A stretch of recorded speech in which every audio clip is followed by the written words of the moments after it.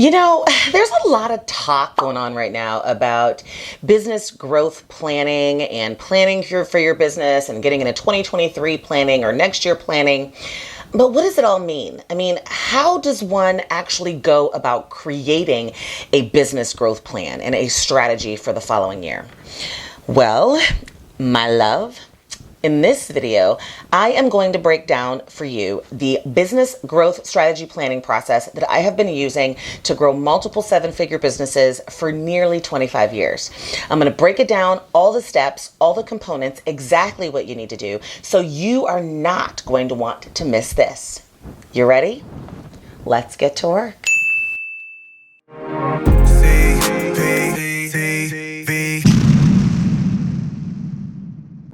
Step number one in creating the most amazing business growth plan for your business growth for next year is doing a thorough assessment to determine exactly where you are.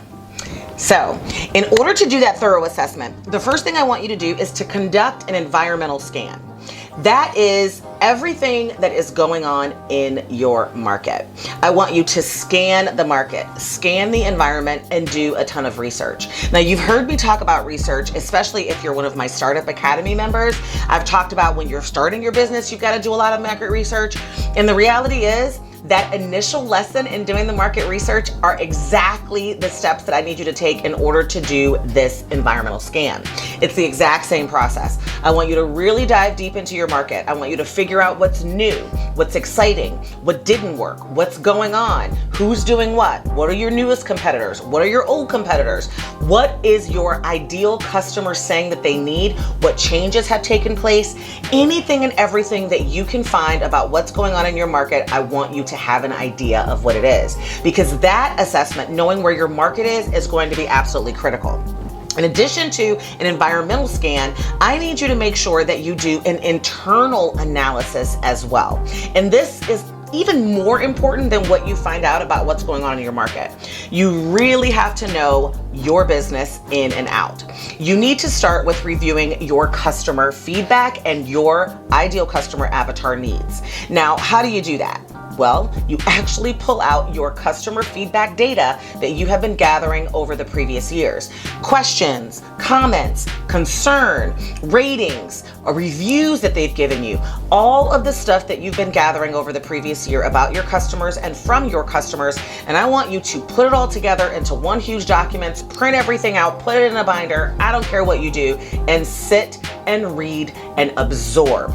Your internal analysis of what your customers' needs are, who they are, what they want, and what they need is going to be the basis and is really going to help you shape what you need to create in the coming year to help your business get to that next level. So that internal analysis of your customer is extremely important. And most importantly, I want you to make sure that you are reviewing your financials thoroughly. I get the question all the time, what am I looking for in my financials? This video is not about that. But if you want to see a video about what to look for in your financials as you're creating that business growth strategy, please let me know. Put it in the comments below, because looking at your numbers and being able to figure out what tweaks you need to make is absolutely important. But I do want you to make sure that you're looking at your financials. I want you to pull your profit and loss statements. I want you to make sure that your books are completely up to date. I want you to see what it's costing you to produce your product or service. And I want you to see whether or not you're making a profit from those profits and services. That is going to be the best way for you to decide if you need to make a price increase, if you need to get rid of a product or service because it's just not profitable, if your customers are telling you that your product or service is too expensive because no one's buying it, or if there's a particular product or service that is extremely profitable, and whether or not that product or service should be what you focus on pushing and promoting and driving sales to in the coming year. That can really shift the needle for you. If you don't have a good idea of what your financials are and what those numbers really truly mean, it's going to be very, very difficult for you to come up with strategies and goals and action items leading into the following year. And that is why I tell you that you've got to know your numbers. If you're a brand new business and you have no financials to review, now's the time to create in that strategy the fact that you've got to set up your financial structure properly. Because again, you are really preventing yourself from being able to successfully move forward. If you don't have financials, if you don't have them set up where you can look at reports and that they're as accurate as possible, you don't even know what you can charge. You don't even know what you should be selling. You don't even know if what you're selling is actually making you money. And so if you don't have those financials to review thoroughly, that is 100% one of the strategies that I want you to create for growth for next year, creating a strong financial structure, because that structure single-handedly will have so much impact on the next steps in creating the perfect business growth plan strategy. As a matter of fact, if you want more help, if you want someone to guide you through, I am inviting you to become a part of my business growth planner waitlist. I'm launching a business growth planner workshop in 2023, and the business growth planner is an online mini course that teaches you the specifics of how to create the perfect business growth plan. We will walk you through exactly how to create your business growth plan, what your plan should include. You'll learn how to determine where you are by conducting a thorough environmental and internal assessment, how to establish your baseline and create a SWOT, how to create transformational goals and objectives, how to put in SMART strategies and action items, and actually how to evaluate your successful implementation of your plan with KPIs and evaluation techniques. It will help you create a business growth plan that isn't complicated or time consuming. And with this workshop, the business growth planner, you will have everything that you need to get started right away. So if you are interested in being a part of my workshop, the wait list is open right now. Be the first to hear. Go ahead, click the link down below, sign up, and as soon as we are preparing to launch, you will be the first to know. Now, let's get into step number 2 of actually creating this business growth plan strategy. Step number 2, establish your current baseline. All right, now you've done your environmental scan and you've actually really read through and done your internal assessment. So you know exactly where you are. I need you to determine and to create your SWOT from that. Your SWOT are your strengths, weaknesses, opportunities, and threats. Now let me explain how you're going to use step 1 in order to create that SWOT. From your internal assessment, your internal analysis, you are going to figure out what you are really, really strong at, where your strengths lie, what you're doing really well, and what's working really well in your business. Then I want you to create your weaknesses, the stuff that's not working, where you need to improve, what you're not doing well, and what you really truly need to improve upon. That is why that internal analysis is going to be critical. And you are going to use what you found from reviewing your customer feedback and your ICA needs, as well as your financial analysis, to create the strengths and weaknesses in your SWOT, because those are internal to your organization. Then I want you to take the market analysis and the external environmental scan that you did, and I want you to analyze what are all the opportunities that are existing out there for you. Where is an opportunity for you to grow? What can you provide, or what can you take advantage of in the market that can really help give you that push to that next level? And also, what are the threats that exist out there in the market? What did you find in your market analysis that tells you, if these things happen, I'm going to have to shift and pivot. If this happens, I'm going to have to make some changes, so that you can actually plan for those threats. That external analysis is where you get the opportunities and the threats, because those are external in your SWOT analysis. A lot of people get confused with a SWOT and they don't know what they should be listing in each of those kind of quadrants in your SWOT. I want you to remember this: strengths and weaknesses are inside. Opportunities and threats are outside. And that is what you're going to use all the information that you spent all that time doing from step 1 in order to create. Now, also, to establish your baseline, you're going to figure out what the gaps are and what the significant issues are that exist because that is where you're going to focus on what your goals need to be and what you need to fix inside of your business in the coming year in order to get to that next level. And then you want to look at that SWOT and say, what went well and what are my opportunities, so that you can capitalize off of those and tweak some things in your business to kind of get to that next level. That is how you're going to establish your baseline. And that SWOT is really, truly the baseline of where you are. Once you have that SWOT and it looks good and it's perfect and all the things that are in it make sense from an internal and external perspective, you are going to move on to step number 3 in creating this business growth plan. So step number 3 is determine exactly what you need to do. Yes, you heard me. Figure out what you need to do in order to do what I told you in step number 2. Now that you've got your baseline, you know your strengths and weaknesses, you know your opportunities and your threats, it's time for you to figure out exactly what overall goals you need to accomplish in order to mitigate those risks and capitalize off those opportunities, use your strengths, and get rid of and fix those gaps and weaknesses. And that is where you're going to come up with your core 2 to 3 goals, or sometimes 3 to 4 goals. And I don't want you to go over 4. All right. I don't want you to go over 4, because if you've got 5 or 6 or 7 or 8, trust me, been there, done that. It don't work. It ain't good. It's too much to focus on. It can't happen. So I want you to figure out your top 3 to 4 things that you need to do utilizing that SWOT in order to improve upon your business. And remember, being an entrepreneur is definitely a marathon. It's not a sprint. So I don't want you focusing on what you need to do to get to where you want to be in 10 years or in 5 years. I want you to only say, what can I do to move the needle in my business? What are my goals that I need to establish to move the needle in my business and in my life for the coming calendar year, in the next 12 months? That's it. That's the max, right? So I want you to determine what you need to do. Create new and updated overall objectives for your growth, your overall goals. And I want you to create these overarching ones, right? So if you looked at your numbers and you determined that your weaknesses is that you just don't have enough sales volume.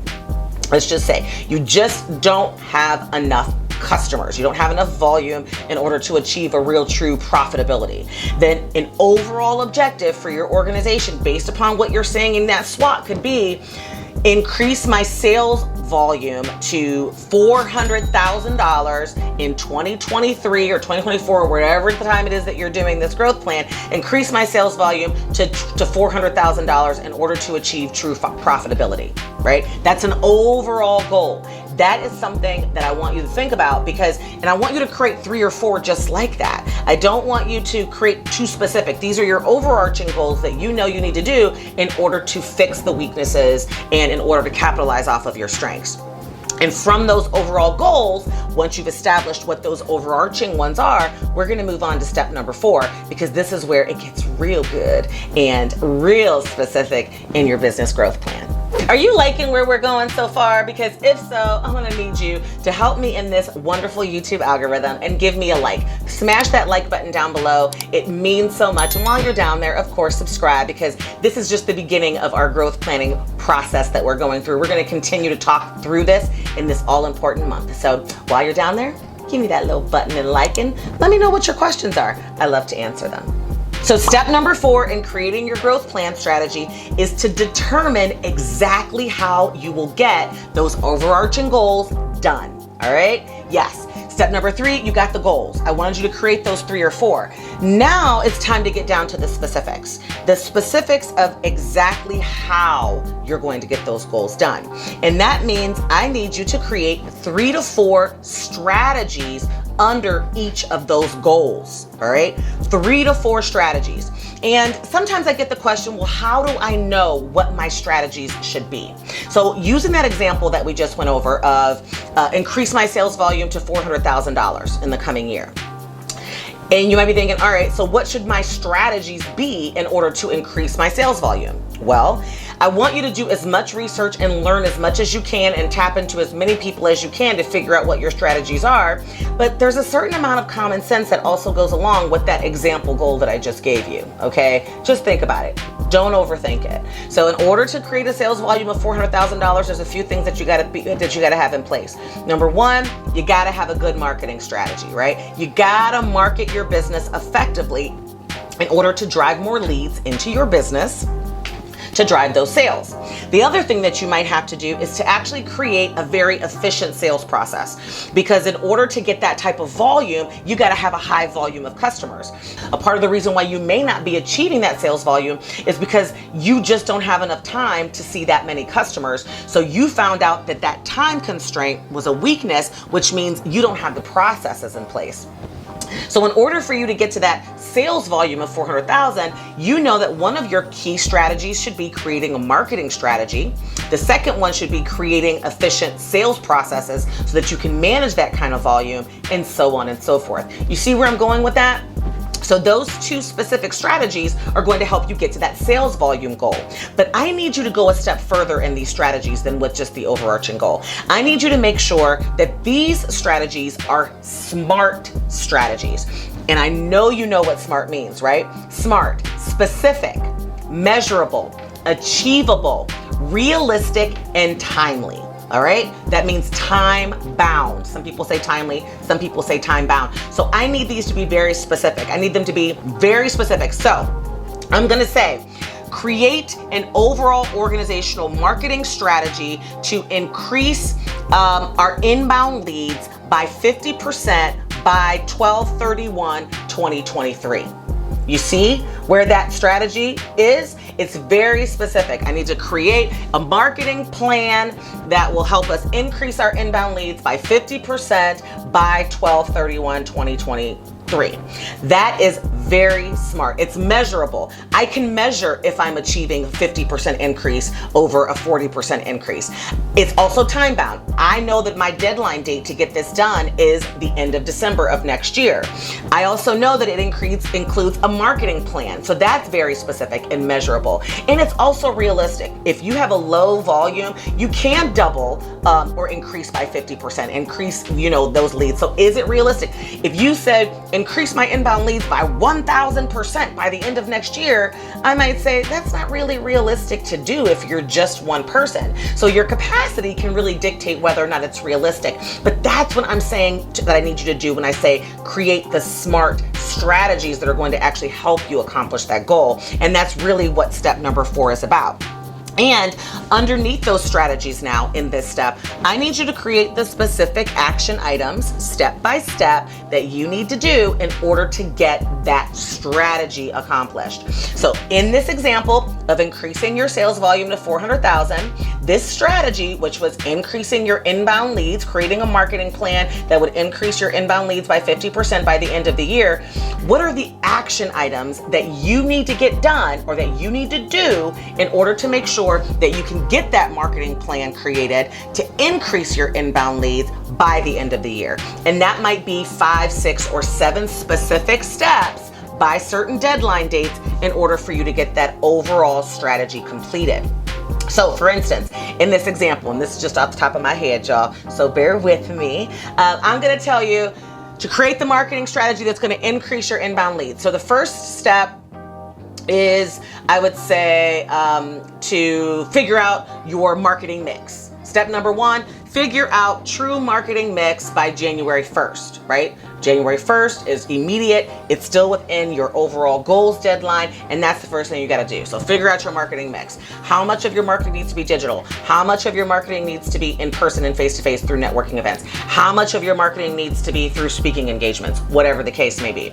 The second step may be create a content calendar, because you determined that your marketing mix is going to ultimately be content related. So create a content calendar by March 31st, 2023. And then, update all of my social media profiles to deliver that content by April 30th of 2023. And then begin posting on that social media platforms by May 30th of 2023. So you see where I'm kind of going? These are the action items in order for you to create an overall marketing plan to increase those inbound leads by 50% by the end of the year. And all of those specific action items will also have a deadline date. It will also have who is responsible for those particular items to be delivered, whether it's you, a piece of software, or someone on your team. It should also include how much that thing is going to cost to give you an idea of how to create a budget for the following year. And then it also has a very important column that's kind of associated with step number 5, which we're going to get into right now. And step number 5 in creating this amazing business growth plan is create an evaluation plan with KPIs, or key performance indicators. What do I mean? Well, that very important column that I just mentioned to you as we were talking about getting down to specifics in your action item, the most important column in that little table that you're going to create is going to be the percentage of completion. Yes. Did you get the task done? This, my love, is where the accountability comes in, because all of this work in creating this growth plan, creating your business strategies, your action items, and the deadline dates mean absolutely nothing if you don't incorporate some type of accountability. And that's where the evaluation and creating those KPIs comes into play. So one KPI that I always put in place for my growth strategy plan is that 90% of all of my goals and my specific strategies and my action items that I've completed must be done by their deadline date. If I hit that 90% target, then I'm going to reward myself with something. It could be a spa day. It could be a trip. It could be a 5-day weekend where I absolutely do nothing and no work at all. That KPI of saying I got to get 90% of these done by the deadline date is that accountability piece and that evaluation piece. And then I'm creating a plan of how I'm going to do that. One of my favorite plans to utilize when I'm doing my growth strategy plan implementation on a yearly basis is every single month I block off my calendar. Usually it's the beginning of the month, and I just take my plan out and I evaluate what were the action items that were due the previous month. And I literally pull out my plan and update it. Did I get this done? Did I get this done? Did I check this off? Did I check this off? If the answer is no, I then also add what percentage of that action item did I not get accomplished? And if I didn't get it accomplished, why didn't I get it accomplished? And what do I need to tweak in the coming month in order to get that done? Because that goes against my KPI. That's something that I didn't achieve by the deadline date. It also gives me an opportunity to make sure that I know what's due in the coming month. So all of these action items from throughout my plan are due in the month of September. I'm going to take those due dates. I'm going to make sure I put them in my project management software, either for my team to help me set aside those alignments, make those due dates. If it's all me, then I'm going to make sure I can get them done. I'm going to need to know exactly what's due in this month in order to be able to implement. Because remember, that evaluation plan is for me to hold myself accountable, to meet with myself on a monthly basis, to evaluate what I got done in the previous month and make sure I got everything checked off that list of those action items, and to make sure that I know what's coming up in the following months in order to really truly get it done.